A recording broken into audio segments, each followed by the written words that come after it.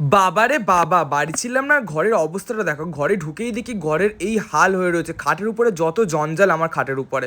আর আমি বাড়ি না থাকলে এরকমই হয়। আর দেখো জলের বোতল মা নিচে থেকে জলের বোতল জল ভরে উপরে দিয়ে গেছে।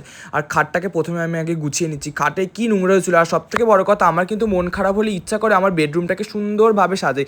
তখন কিন্তু আমার মনটাকে মোটিভেট করতে পারি, আমার মনটা কিন্তু শান্ত হয়। তো আমি দেখো দেরি না করে বাড়ি এসেই কিন্তু আমি আমার ঘর গুছানো শুরু করে দিলাম। আমার বেডরুমটাকে সুন্দর করে গুছানোই আমার কাজ। আর আমার ঘর মানে টেডি বিয়ার থাকবে না তা কখনো হয়? দেখো আমার ঘর মানে প্রচুর টেডি বিয়ার থাকবে।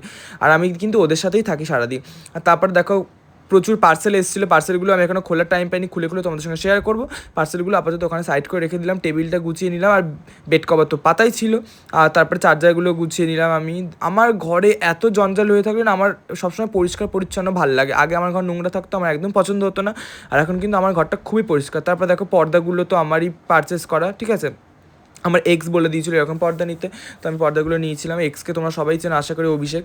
আর সবথেকে বড় কথা দেখো, খুবই ভালো লাগে আমার ঘরটা ডেকোরেশনটা। মানে আমি নিজেই করি, সবসময় পরিষ্কার করি, পরিষ্কার পরিচ্ছন্ন রাখতে আমার খুব ভালো লাগে। বাট আমি বাড়ি ছিলাম না, আমার জামা কাপড় যত প্যান্ট জামা মানে চড়ুদিকে সব কিছু পড়েছিল। আমি লাস্টে না পেরে এবার পুরো ঘরটাকে সুন্দরভাবে গুছালাম। আমার মা বলছে এত নোংরা হয়ে রয়েছে, শিগগিরই যা ঘরটাকে গুছা। ঘরটা গুছানো কমপ্লিট।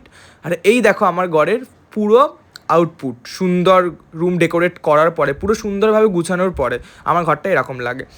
আশা করি তোমাদের ভালো লাগবে। যদি ভালো লাগে অবশ্যই কিন্তু জানিও। ঘরের যে জিনিসটা পছন্দ হয়েছে যদি লিঙ্ক লাগে বলো, আমি লিঙ্ক তোমাদের সঙ্গে শেয়ার করে দেবো। চলো, বাই বাই।